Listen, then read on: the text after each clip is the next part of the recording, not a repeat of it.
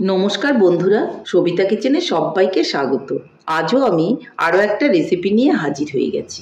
আজ আমি বানাবো ডিমের রেসিপি, বলতে পারেন ডিমের ঝোল বা ডিমের কারি, যেটাই আপনাদের পছন্দ সেটাই আপনারা নাম দিতে পারেন।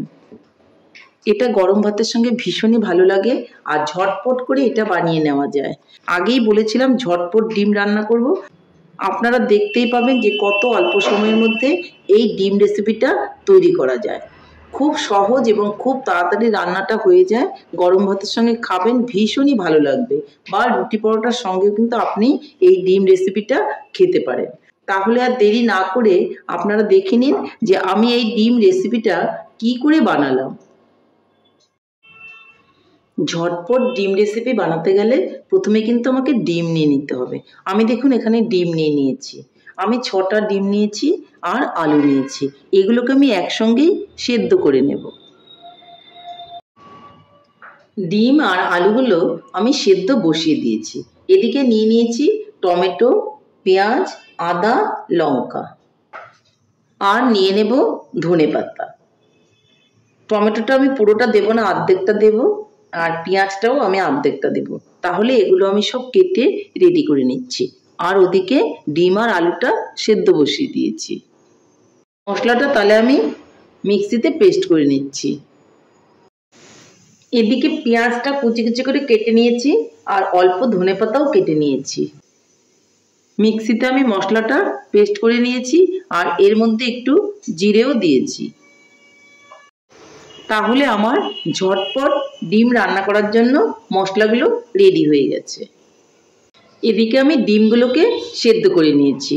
এখন ডিমগুলোকে আমি মাঝখান থেকে একটু এইভাবে ফাটিয়ে দেব। তাহলে ডিমটা ভাজার সময় গায়ের মধ্যে ছিটে আসবে না বা ফুটে উঠবে না। প্রত্যেকটা ডিমে আমি এইভাবে করে দিচ্ছি। এইভাবে ঝটপট ডিম আপনারা বাড়িতে রান্না করবেন, দেখবেন খেতে ভীষণই ভালো লাগবে। খুব অল্প সময়ের মধ্যে এই ডিমটা কিন্তু হয়ে যায়। সবগুলোই আমার হয়ে গেছে। এর মধ্যে এখন আমি দিয়ে দেব অল্প করে লবণ আর দিয়ে দেব অল্প করে হলুদ। এটাকে এখন আমি ভালো করে মেখে নেব। ব্যাস, ডিমটা আমার রেডি হয়ে গেল। এদিকে আমি আলুগুলোকেও ছুলে টুকরো করে নিয়েছি। এখন আমি চলে যাচ্ছি রান্নার দিকে। এদিকে আমি উনানে একটা কড়াই বসিয়ে দিয়েছি আর তাতে দিয়ে দেব সর্ষে তেল। এদিকে তেলটা গরম হয়ে গেছে। এর মধ্যে আমি এখন ডিমগুলোকে ভেজে নেব।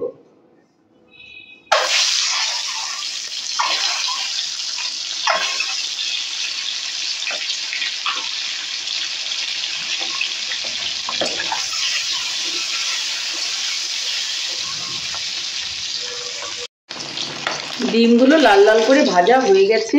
এগুলোকে এখন আমি তুলে নেব।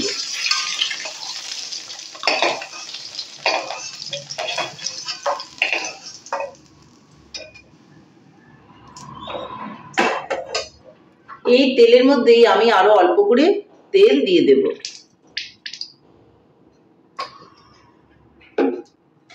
এর মধ্যে দিয়ে দেব একটা শুকনো লঙ্কা, দিয়ে দেব অল্প গোটা জিরে।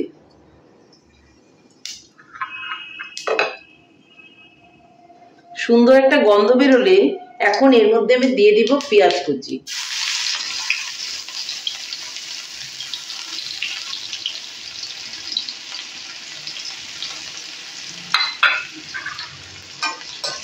ভালো করে একটু নেড়ে চেড়ে নেব। এর মধ্যে দিয়ে দিব অল্প করে লবণ। ভালো করে লাল লাল করে একটু ভেজে নেব।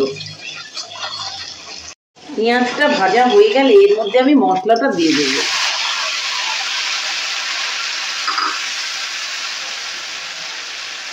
দিয়ে দেবো একটু হলুদ। হলুদটা আগে দিলে ভালো হতো, এখনো দিলে কোনোই অসুবিধা নেই।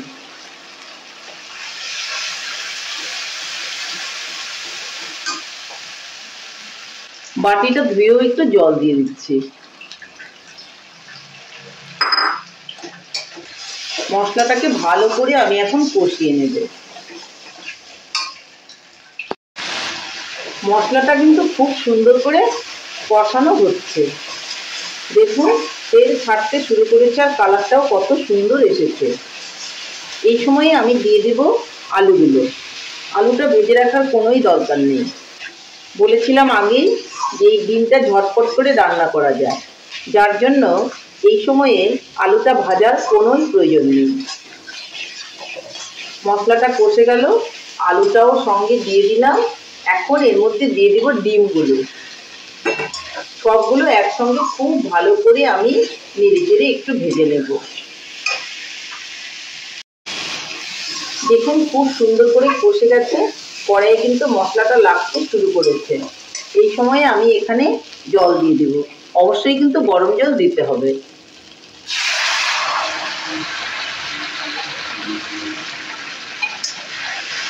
আপনি যেরকম ঝোল রাখবেন সেরকমই জলটা দেবেন আপনার পছন্দ মতো।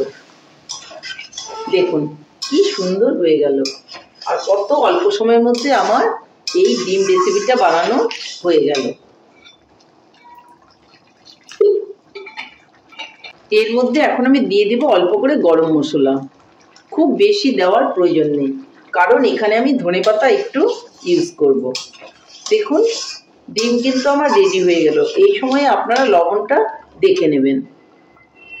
লবণটা কিন্তু একদমই ঠিক আছে, কিন্তু মনে হলো ঝালটা একটু হলে ভালো হতো। একটু কাঁচা লঙ্কা আপনারা দিয়ে দিতে পারেন। এই সময় আমি একটু গোলমরিচের গুঁড়ো দিয়ে দিচ্ছি।